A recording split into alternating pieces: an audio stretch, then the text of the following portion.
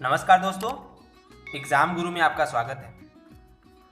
दोस्तों, जैसा कि अभी हम लोगों ने कंप्लीट किया लीनियर इंटीग्रेटेड सर्किट पार्ट से introduction to operational amplifier, linear application of operational amplifier, non linear application of operational amplifier, voltage regulator and कुछ रिलेटेड टॉपिक जो उससे थे। दोस्तों, अगर अभी आप लोगों ने इन लेक्चर्स को मिस किया हो तो ऊपर का आई बटन दबा के आप वीडियोस को देख सकते हैं, या फिर डिस्क्रिप्शन में मैंने लिंक दे दिया है, आप उन सारी क्लासेस को आप देख सकते हैं। दोस्तों, आज के लेक्चर में हम लास्ट टॉपिक कंप्लीट करेंगे और ये फाइनली लीनियर इंटीग्रेटेड सर्किट को आज कवर कर देंगे, timer and phase lock loop. दोस्तों, इन दो टॉपिक्स को मैं डिटेल में और कैसे क्वेश्चन से पूछे जाते हैं, किस टाइप के क्वेश्चन पूछे जाते हैं, उसके बारे में आप लोगों को बताऊंगा। ठीक है दोस्तों, चलो भी लेक्चर को स्टार्ट करते हैं। दोस्तों, multi vibrator is also a timer circuit which is used to generate some time pulses। दोस्तों, मल्टी वाइब्रेटर भी क्या होते हैं? ये टाइमर सर्किट्स होते हैं जो कि यूज होते हैं कुछ फॉर्म ऑफ पल्सेस को यूज जनरेट करने के लिए। उन पल्सेस का हम यूज करते हैं ट्रिगरिंग के लिए, या कुछ एक पर्टिकुलर टाइम स्लॉट के बाद कोई चीज़ अगर हमें ट्रिगर करना हो, या कुछ पल्सेस जनरेट करने के लिए मोस्टली ये सर्किट्स यूज होते हैं। तो मल्टी वाइब्रेटर्स में दोस्तों हम देखेंगे astable multi vibrator, by stable multi vibrator, mono stable multi vibrator. और दोस्तों, टाइमर सर्किट्स जो ये मल्टी वाइब्रेटर्स बने हैं वो 555 IC timers based multi vibrators होते हैं। दोस्तों, इन सबसे जो डायरेक्टली क्वेश्चंस पूछे जाते हैं वो सबसे पहले क्वेश्चंस ये पूछे जाते हैं, मैं एकदम बेसिक्स बताऊंगा। ये बेसिक से क्वेश्चन डायरेक्टली आपको एग्जामिनेशन में मिल जाएंगे। दोस्तों, इसको ध्यान से देखिएगा और इसको तो कम से कम याद ही कर लीजिएगा, इनके बेसिक क्या हैं, क्यों इनको अस्टेबल मल्टी वाइब्रेटर कहते हैं, क्यों इनको बाई स्टेबल कहते हैं, क्यों इसको मोनो स्टेबल कहते हैं। तो दोस्तों, सबसे पहले अगर हम बात करें अस्टेबल मल्टी वाइब्रेटर की, तो इसके नाम से ये क्लियर है। अगर हम वर्ड स्टेबल यूज करें, उसके आगे अ लिख दें, मीन्स ये जस्ट इसका अपोजिट है। Means it is a type of multivibrator which have no stable state.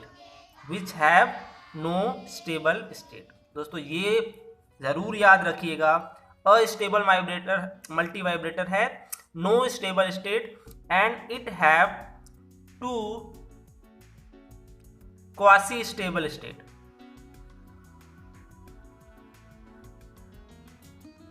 तो दोस्तों, ये जरूर याद रखिएगा आप, astable multivibrator have no stable states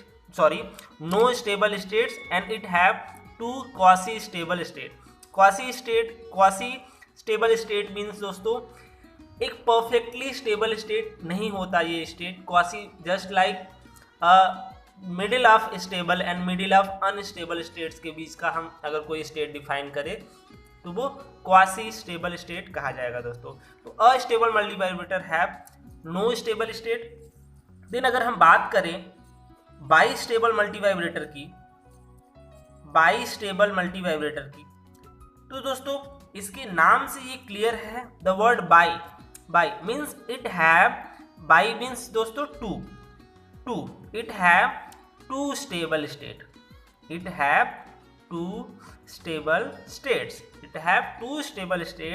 and no quasi stable states। इसके जो दोनों स्टेट्स होते हैं वो स्टेबल होते हैं, या तो 1 होगा या तो 0 होगा, और इसके केस में कोई एक फिक्स स्टेबल स्टेट नहीं होता, ये 1 और 0 के बीच में ही लाई करता है। अब फिर नेक्स्ट अगर हम बात करें दोस्तों मोनो स्टेबल मल्टी वाइब्रेटर का, the word mono, what is the meaning of the word mono? Mono means दोस्तों one means it have one stable states and one quasi stable state. दोस्तों, ये चीजें आपको मैं गारंटी के साथ कर सकता हूं, ये सारे क्वेश्चंस सिर्फ इस टॉपिक से एक क्वेश्चन आपको किसी न किसी एग्जामिनेशन में जरूर मिल जाते हैं।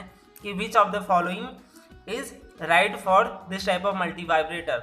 तो आप ये याद रखिए, याद करने का बहुत सिंपल तरीके के साथ मैंने आप लोगों को एक्सप्लेन किया। Astable multi vibrator, by stable multi vibrator and monostable multi vibrators.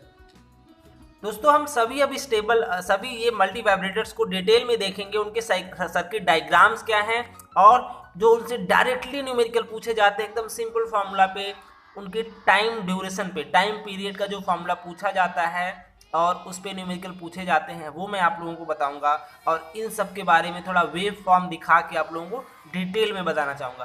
दोस्तों तो सबसे पहले मैं स्टार्ट करना चाहूँगा बाई स्टेबल मल्टी वाइब्रेटर से। दोस्तों ये है एक simple circuit diagram by stable multivibrator का। दोस्तों बाई स्टेबल मल्टी वाइब्रेटर्स के और क्या क्या नाम्स हैं जो एग्जामिनेशन में दूसरे नाम से पूछे जाते हैं। सबसे पहला, इसका नाम रीजनरेटिव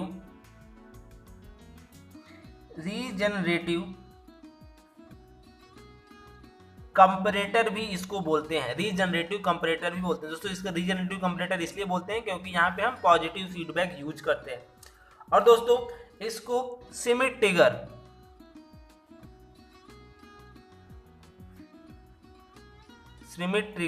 के नाम से भी जाना जाता है, और इसको हम मेमोरी एलिमेंट भी कह सकते हैं, मेमोरी एलिमेंट भी कहते हैं। और इसको दोस्तों हम स्क्वायरिंग सर्किट भी करते हैं, स्क्वायरिंग सर्किट भी करते हैं। मींस अगर ये किसी भी वेव फॉर्म को स्क्वायर वेव के फॉर्म में हमें आउटपुट देता है, किसी भी वेव फॉर्म को अगर हम इनपुट पे कोई भी वेव फॉर्म दें तो हमें आउटपुट पे जो वेव फॉर्म मिलेगा वो स्क्वायर वेव के फॉर्म में मिलेगा, इसलिए दोस्तों हम इसको स्क्वायरिंग सर्किट भी कहते हैं। या फिर हम इसको ये भी कह सकते हैं square wave generator, square wave generator.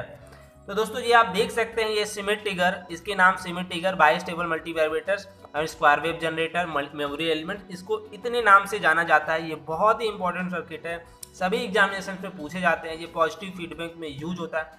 दोस्तों जैसा कि मैंने बोला था बाई स्टेबल मल्टी वाइब्रेटर्स, मैंने बोला था it have two stable states, it have two stable states. अगर हम बात करें इसको 1 की और इसको 2 की, तो इसको अगर इनपुट पे कोई भी वेव फॉर्म इनपुट देंगे तो जो आउटपुट पे हमें वेव फॉर्म मिलेगा वो स्क्वायर के फॉर्म में मिलेगा, स्क्वायर वेव के फॉर्म में मिलेगा, 1 एंड 0 के फॉर्म में मिलेगा, 1 and 0, this is 1 and this is 0, this is 1 and this is 0, इसी के फॉर्म में मिलेगा।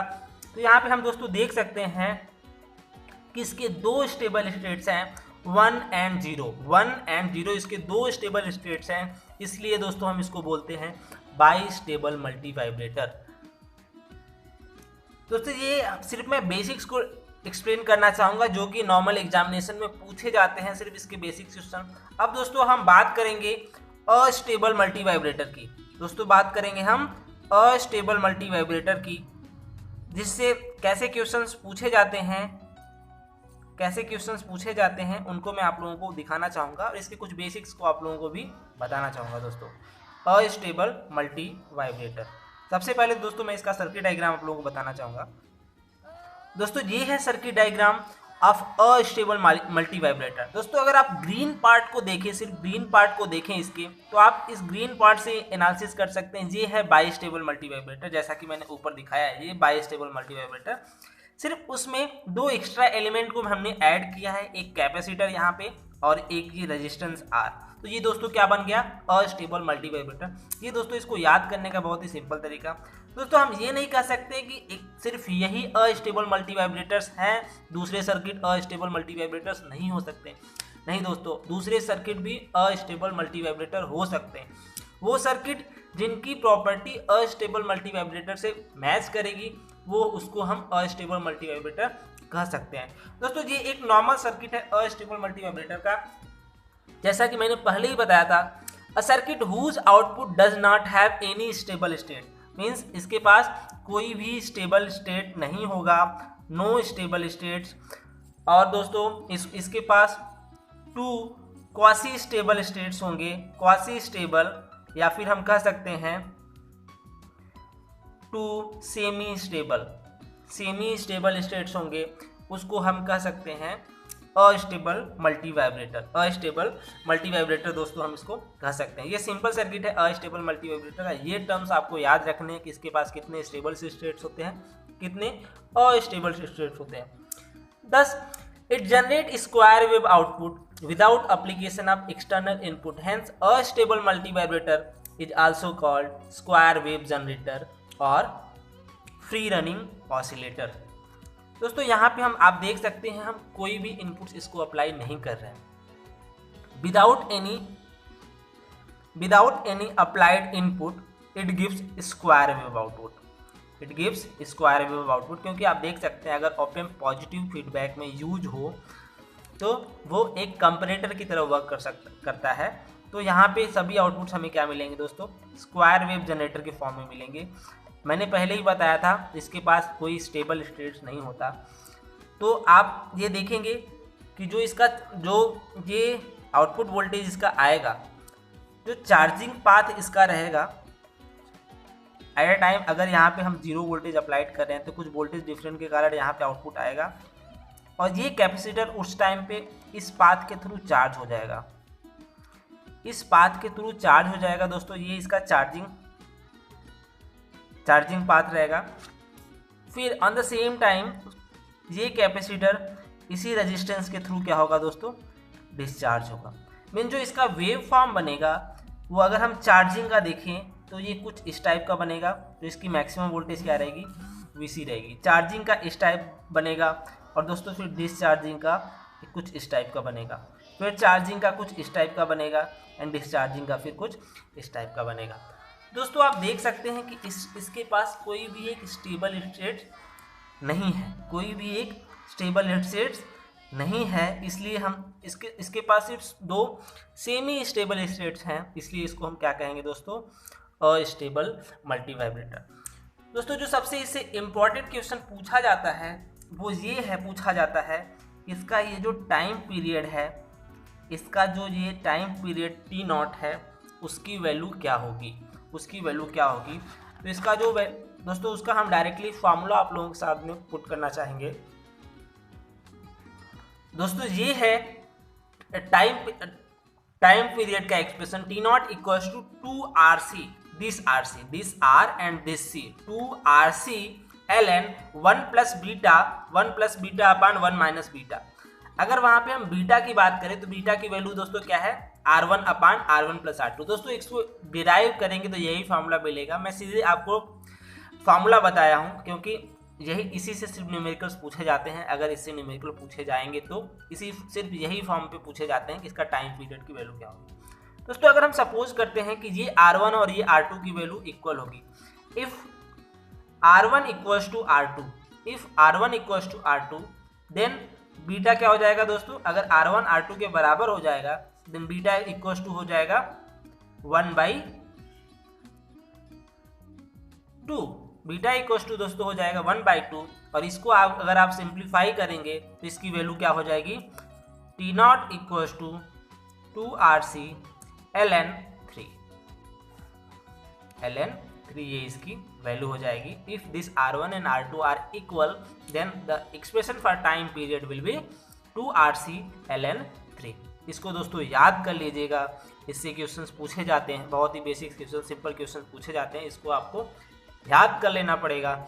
और दोस्तों इसको भी याद करिएगा कि इसके पास कितने स्टेबल स्टेट्स होते हैं, कितने अनस्टेबल स्टेट्स होते हैं। दोस्तों ये सर्किट डायग्राम है मोनो स्टेबल मल्टी वाइब्रेटर का। दोस्तों अगर हम इस पे बात करें, ये ग्रीन पार्ट की बात करें तो ये क्या है दोस्तों, बाई स्टेबल मल्टी वाइब्रेटर। सिर्फ ग्रीन पार्ट की अगर हम बात करें, जैसा कि मैंने इधर आपको बताया है, ये ग्रीन पार्ट, ये सिर्फ और सिर्फ ग्रीन पार्ट है। और अगर इसमें हम रेजिस्टेंस और ये कैपेसिटेंस को ऐड कर दिया, जो रेड पार्ट है, तो ये दोस्तों क्या बन गया था, अस्टेबल मल्टी वाइब्रेटर। उसके बाद दोस्तों जस्ट हम कैपेसिटर के पैरेलल में अगर एक डायोड लगा दें और यहाँ पे एक ट्रिगर जनरेटर लगा दें, तो ये दोस्तों पूरी जो सर्किट है ये क्या बन जाएगी, मोनो स्टेबल मल्टी वाइब्रेटर। दोस्तों मैंने इसको आपको इसलिए बताया ताकि आपको याद करने में आसानी हो, ऐसे सर्किट्स आ जाएं तो आप इजीली उसको याद कर सकें। तो ये सर्किट डायग्राम है मोनो स्टेबल मल्टी वाइब्रेटर का। दोस्तों मैंने पहले ही आप लोगों को बताया था पहले ही आप लोगों को बताया था, a circuit whose output has one stable state and one quasi stable और semi stable state is called monostable multivibrator. दोस्तों इसको एक और इंपॉर्टेंट नाम से जाना जाता है, पल्स स्ट्रेचर।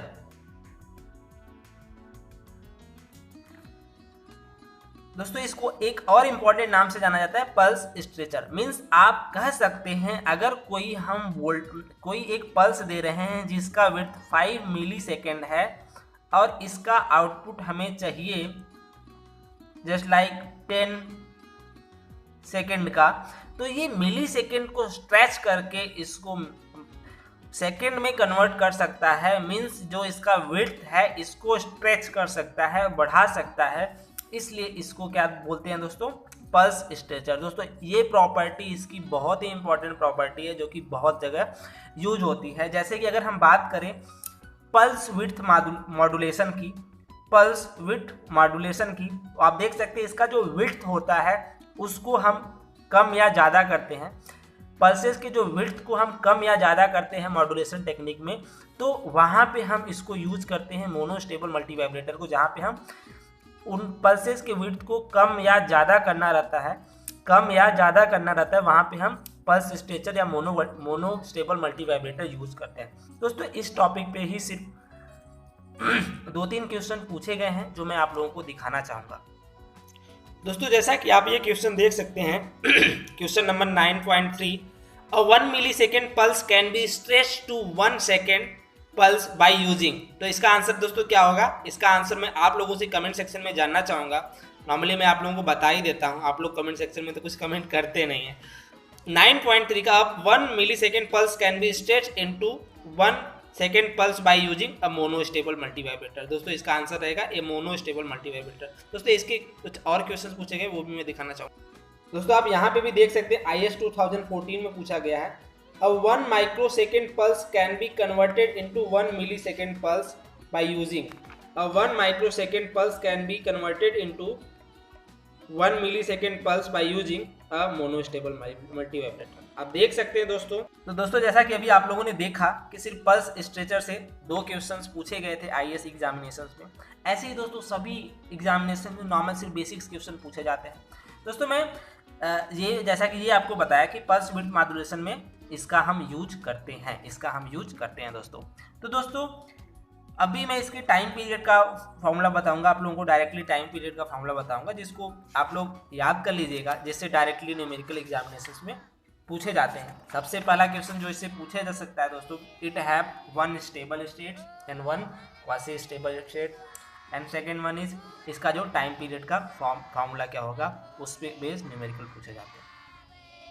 दोस्तों the time period formula for monostable multivibrator is RC ln 1/1 minus beta, RC ln 1/1 minus beta. अगर यहाँ पे बीटा की वैल्यू दोस्तों क्या है, same as astable multivibrator R1/R1 plus R2। तो यहाँ पे एक केस देखते हैं, if R1 equals to R2, तो आप इसको सॉल्व करेंगे तो ये एक्सप्रेशन बन जाएगा T0 equals to RC ln 2, T0 equals to RC ln 2, या इसको आप कह सकते हैं 0.69 RC। ये फॉर्मूला बन जाएगा जब R1 इक्वल्स टू R2। दोस्तों ये था bistable, monostable and astable multivibrator by using op amp.